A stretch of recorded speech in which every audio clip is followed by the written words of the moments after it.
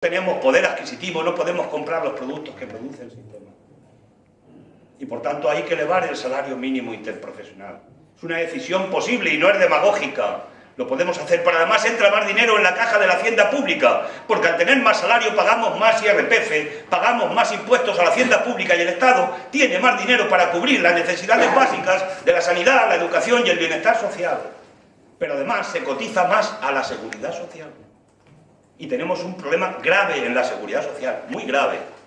Zapatero nos dio un pensionazo. Yo me voy a jubilar dentro de 1 año y medio si sigo vivo para entonces y no me muero de un disgusto de los que nos dan habitualmente, ¿no?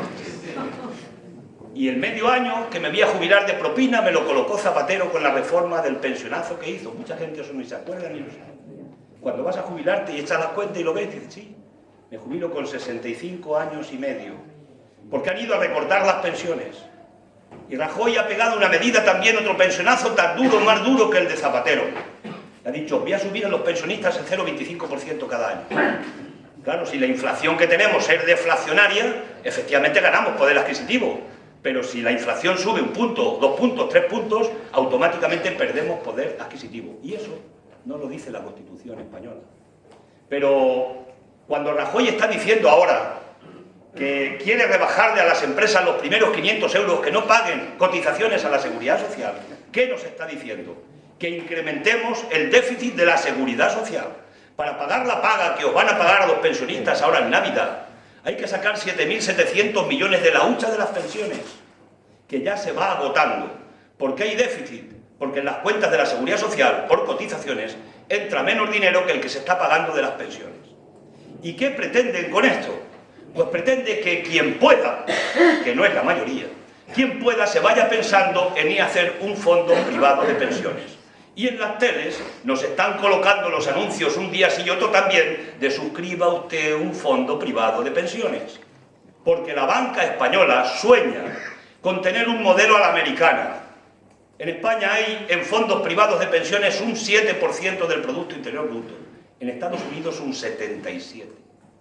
Y quieren caminar ese modelo, y para caminar a ese modelo nos tienen que meter en la cabeza, y además que sea verdad, que con la pensión que vamos a tener no vamos a poder vivir con un mínimo de dignidad, y por tanto quien pueda, pues que se haga el fondo privado de pensiones complementario para no tener que cumplir con la pensión pública y la obligación que tiene el Estado.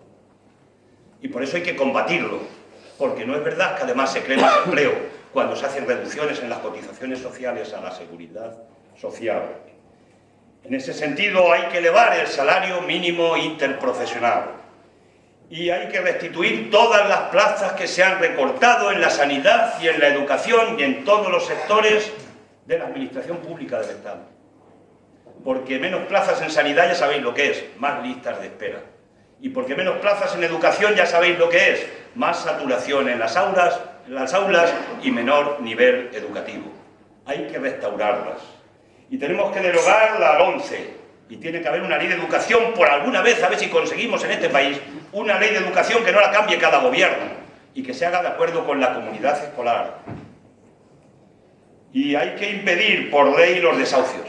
Se pueden impedir por ley los desahucios. En Andalucía lo hicimos, estando nosotros en el gobierno. Se hizo un decreto, una ley, que expropiábamos, palabra maldita, el uso a los bancos de las viviendas que le querían quitar a la gente porque había perdido el empleo y no podía pagar la hipoteca. Y cuando llevamos aquella ley al gobierno y la aprobamos en el gobierno de Andalucía, automáticamente Rajoy, como mando a distancia de la banca, la recurrió al Tribunal Constitucional, la paralizó y en Andalucía se sigue echando a la gente de sus casas. Eso se puede hacer por ley. Y se puede hacer por ley y esto no es demagogia. Estamos hablando de cumplir el artículo 47 de la Constitución española que no se cumple. Hay que garantizar las pensiones, por tanto, por ley. Hay que invertir en energías renovables. Eso lo sabemos ya todo el mundo, yo creo, que nos cargamos esto. Que nos cargamos esto y que el mix energético tiene que terminar siendo 100%, no sé cuándo. Nosotros planteamos que antes de 2050 debería estar. Tiene que ser con energías renovables, porque las otras energías son finitas, se acaba, se agota, y nosotros no vamos a acabar con la naturaleza. La naturaleza antes acabará con nosotros y con la especie humana si nos empeñamos en acabar con la naturaleza. Y ya está inventado además. Está inventado, se puede hacer. Hay que crear la banca pública para competir con la banca privada, pero para que haya crédito, para proyectos de inversión del Estado y para la pequeña y mediana empresa, porque esta banca es usurera y tiene que tener competidor delante. ¿No quieren libre economía de mercado? Sí, pero el Estado también tiene que estar ahí a jugar en la libre economía de mercado, ya que se les llena la boca de la libre economía de mercado. Hay que ir a hacer esa ley definitiva de la memoria histórica, hay que tener un Estado laico, se acaben los funerales de Estado, pero más cosas, porque no solamente es eso, el control de la educación por parte todavía de la Iglesia, un Estado republicano y un Estado federal. A mí no me gustaría morirme dejándole a mi hijo y a mis nietos la herencia de que tengan ya un jefe del Estado de por vida elegido por un derecho de sangre. Yo quiero que mi hijo, mi hija, vuestro hijo, vuestra hija pueda un día optar y que el pueblo pueda decidir si quiere que sea o no su jefe del Estado. ¿De qué democracia estamos hablando? Y si hacemos un referéndum y lo perdemos los que somos republicanos, lo aceptaremos democráticamente, pero pelearemos hasta conseguir que en este país tengamos a todos los cargos del país, todos, elegidos democráticamente por los ciudadanos y las ciudadanas. Hay que legislar en favor de la paz. Hay que legislar y nosotros seguimos diciendo que OTAN no, que no es incompatible, sino es justamente compatible con el no a la guerra. No se puede decir no a la guerra y OTAN sí. No es compatible, es contradictorio. Porque el drama humano que tenemos en este momento en Occidente, el drama que se ha creado en Oriente, se ha creado comandado por los Estados Unidos, con el brazo de la OTAN. Se invadió Afganistán, se invadió Irak, por las famosas armas de destrucción masiva, y nos costó un dolor importante en este país haber ido a Irak. Y se metieron con Libia y han conseguido un Estado fallido, y se han metido también en Siria, y han apoyado a los movimientos de la primavera árabe moderados con armas.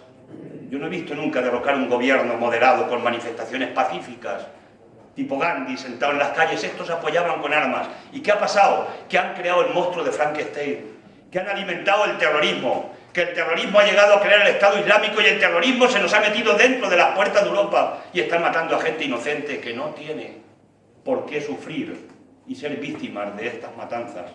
Pero son el monstruo de Frankenstein, que lo han creado por una razón sencilla. No ha sido por llevar la democracia a esos países árabes.